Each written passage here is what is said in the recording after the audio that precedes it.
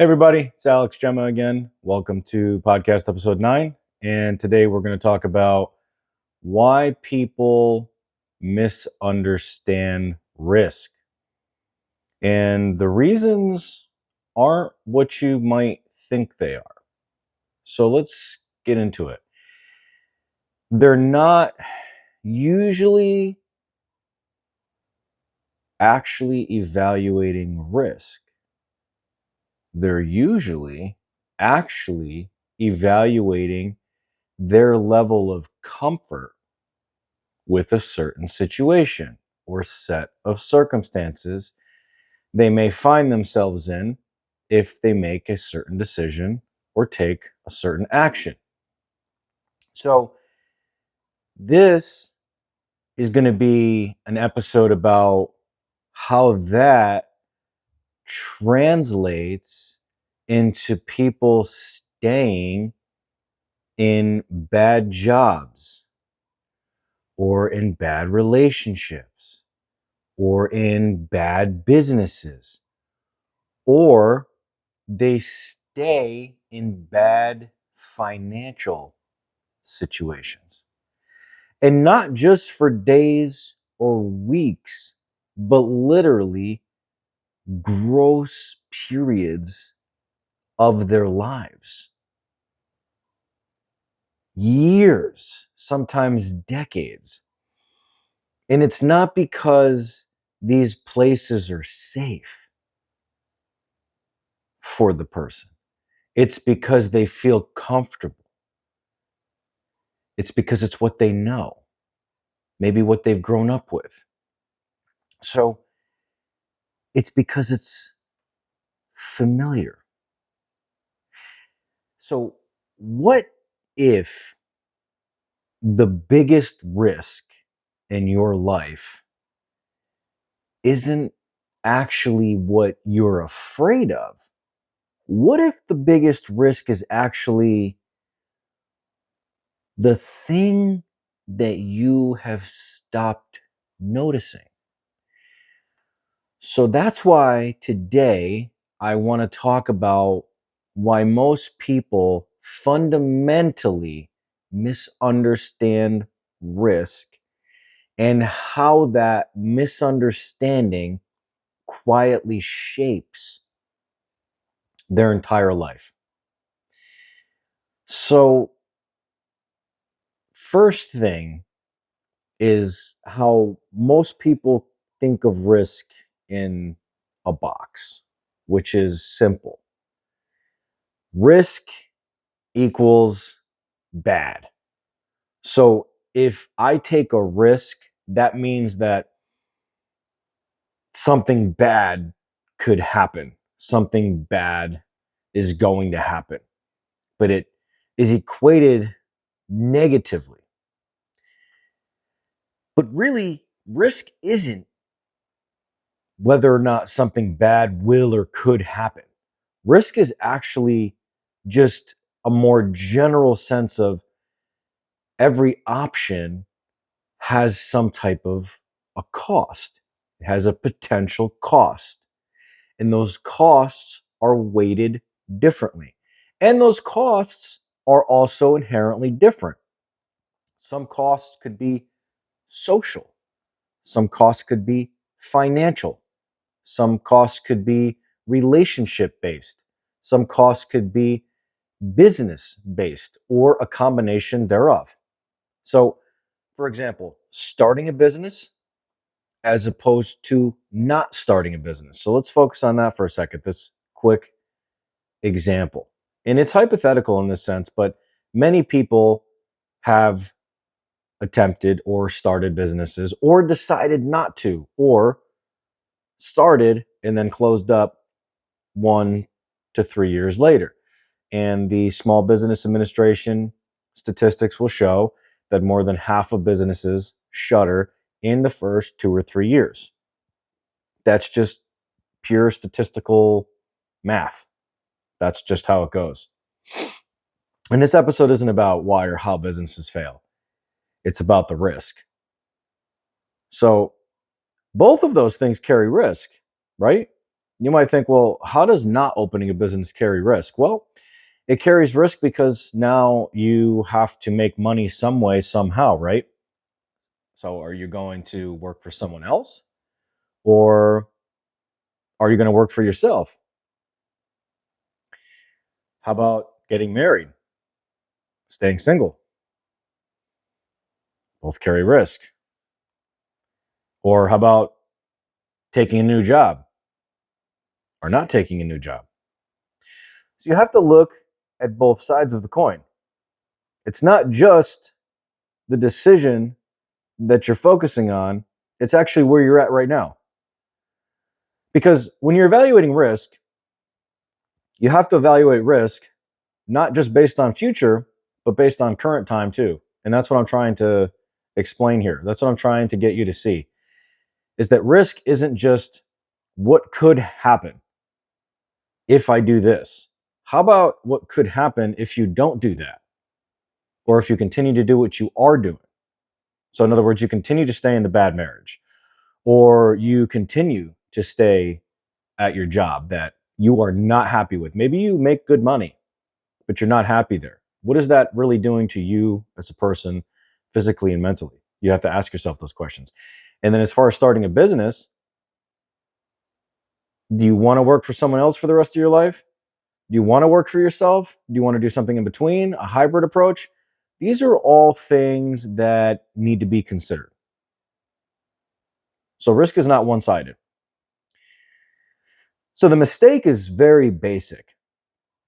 People tend to only count or consider the risks associated with the action of moving forward or taking on a different opportunity. And that's a different risk set, a different data set entirely, when they fail to see what's going on right in front of their face with their lives right here, right now. So they ignore the risks associated with inaction. Now, why is it that humans, we have, I guess, placed ourselves at the top of the food chain in the world, right? And we're the most intelligent beings on planet Earth, right? But why are we so bad inherently at evaluating risk? Well, it's partly psychological, because humans by nature are emotional creatures. So we don't tend to ask, well, what's the most likely outcome? We tend to ask, well, how does this or how will this make me feel? So, for example, we have some fears, like the fear of public speaking. And we have the age old thing where the teachers used to say, oh, well, just envision everybody in their underwear. Well, that really doesn't work. So it really starts in your own mind.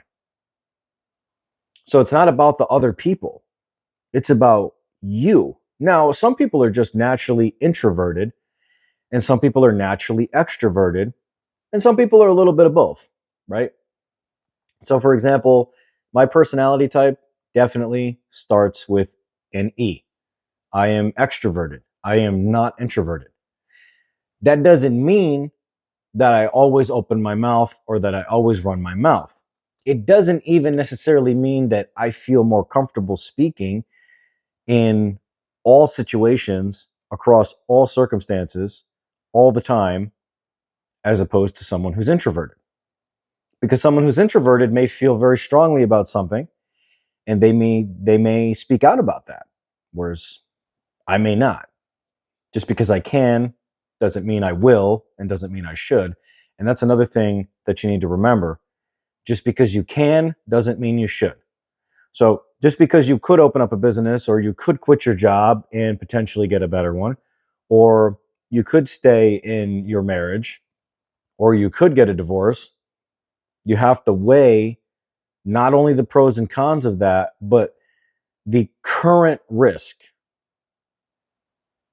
That is key.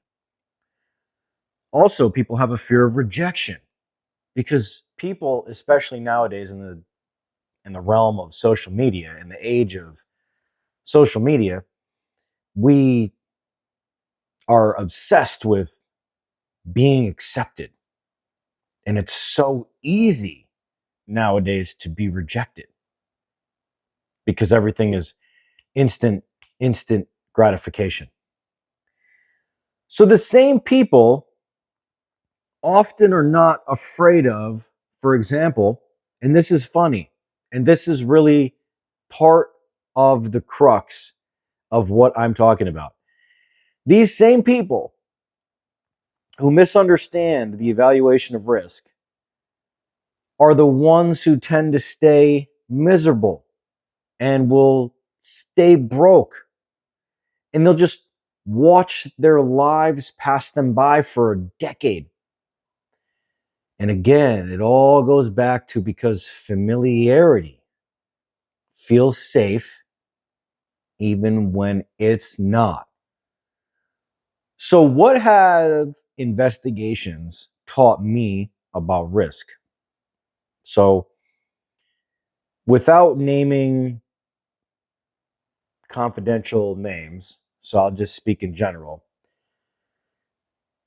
I will bring up several different cases that I've worked or been involved in and what they've taught me about risk. For example, I once ran a PI investigation on infidelity. That was really part of the crux of what I used to do as a PI with my own agency. We ran a lot of infidelity operations, right?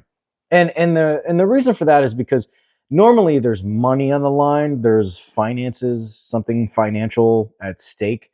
And basically in Virginia, along with a lot of other states, but definitely here, if one spouse can prove or show based on the preponderance of the evidence that the other spouse has been or was cheating and therefore violating or breaking those marital vows, then they may be less entitled or not even entitled at all to part of the estate or whatever they had jointly owned or acquired during the marriage, especially if there was no prenup. And even if there is a prenup, that doesn't necessarily mean the case still won't go to court. Anyway, this guy came in my office, literally, with pictures, not on his phone, not printed out, pictures like in the frames, like in the actual frames. Like, I'm serious, like frames and all. And at first I didn't really know what it was. And he comes in there, and this is a grown man, and I'm not judging him, okay? But I'm just putting it in perspective as it relates to risk. So he, I think he still is actually, but he's the owner of a very successful company and makes a lot of money, has many employees, and he was probably about in his 50s at the time, maybe late 40s. And he comes in with this stack of pictures, and he sits down and he starts to sob and to cry. He's like, man, me and my girlfriend, we've been together for so long.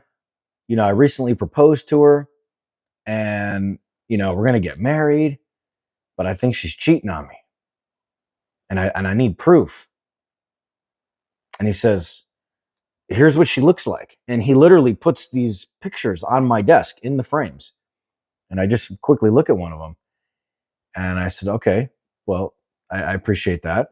And we start talking about it and why he wants the information and what he plans to do. But the point is, when he left the pictures on my desk.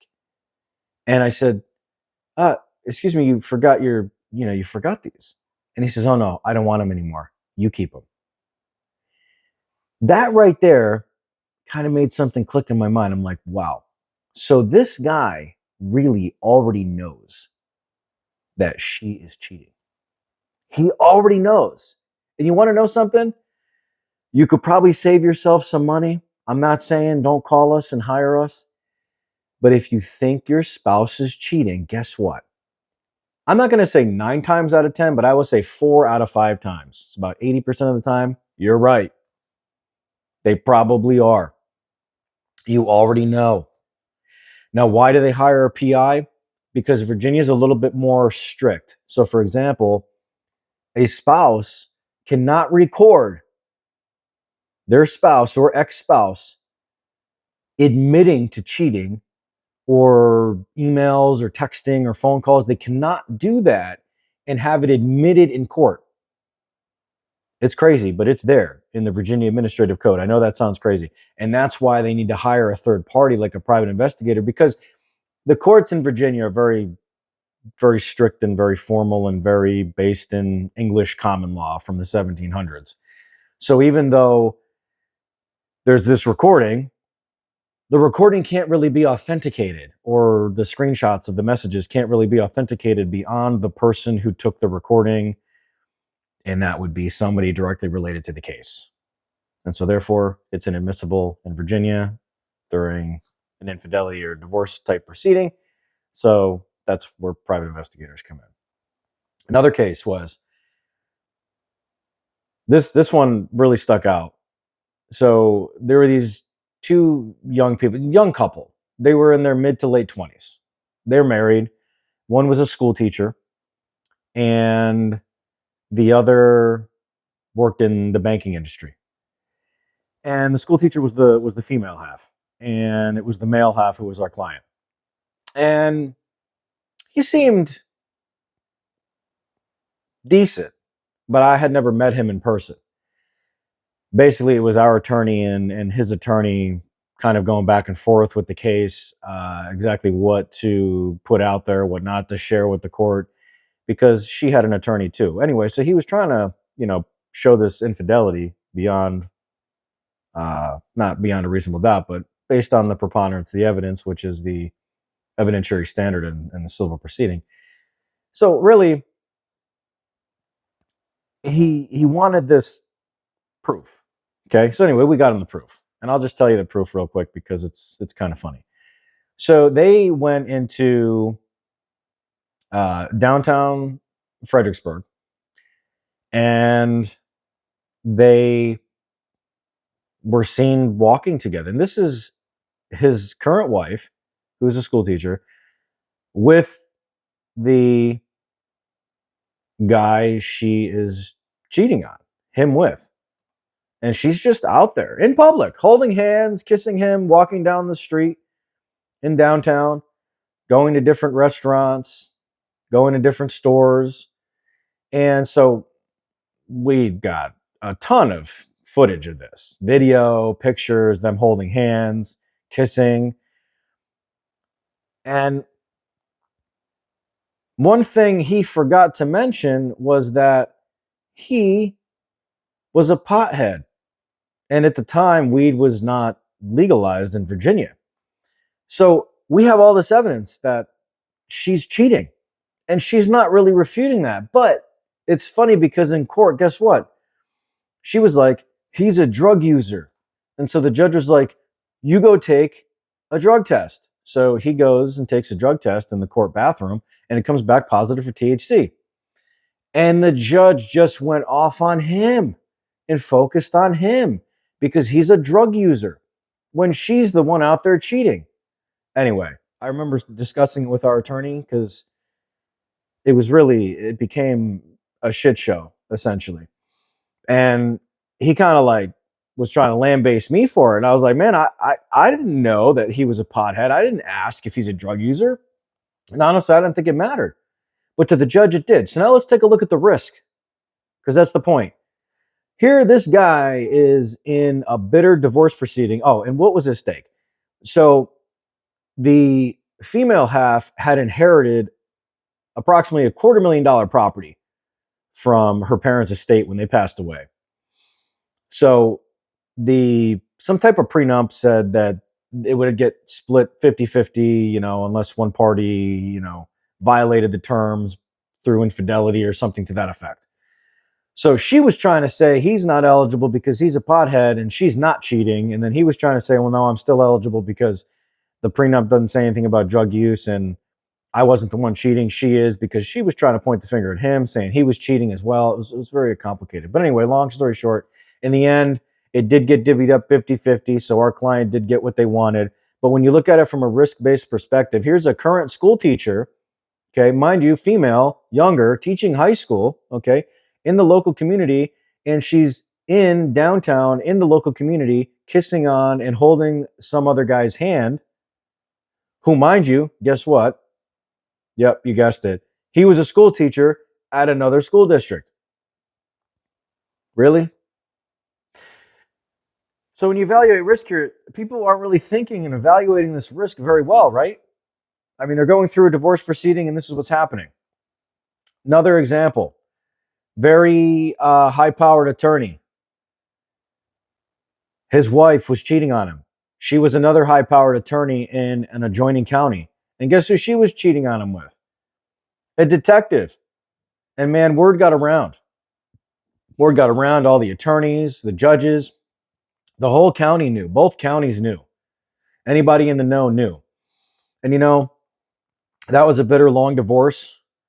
And we weren't involved with that. It was just something that I'm using as an example that anybody in the know knew about.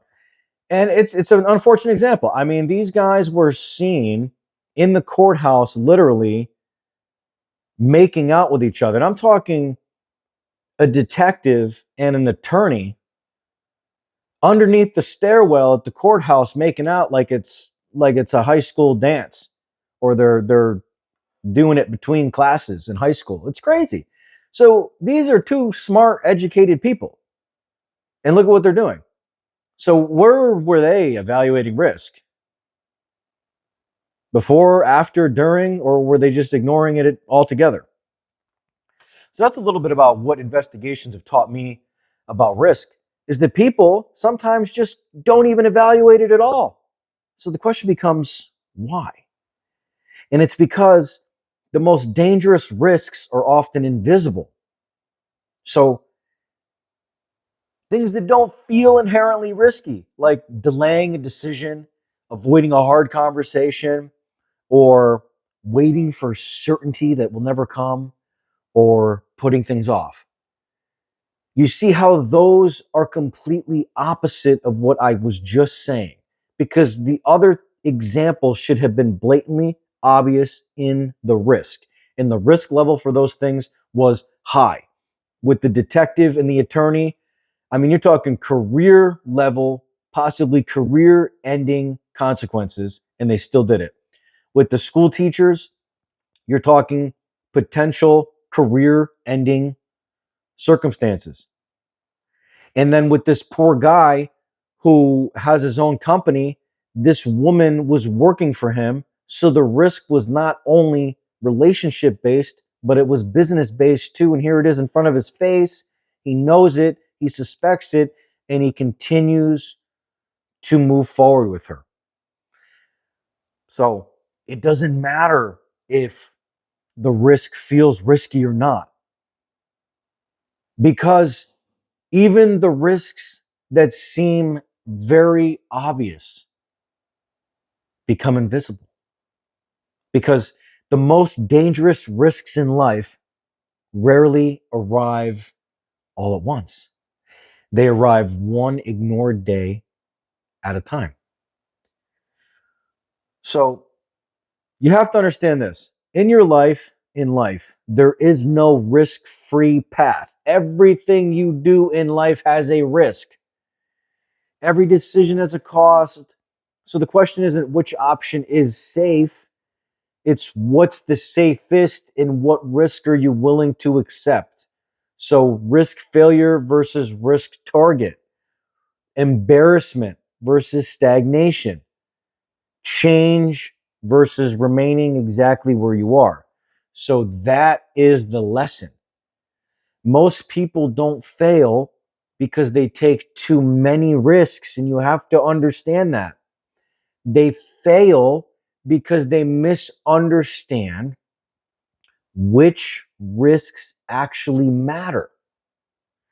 So the danger isn't making the wrong decision. The danger is convincing yourself that doing nothing is not a decision. Because sometimes the best course of action is inaction. And sometimes that's the best decision. And just like every other decision in life, it comes with a price.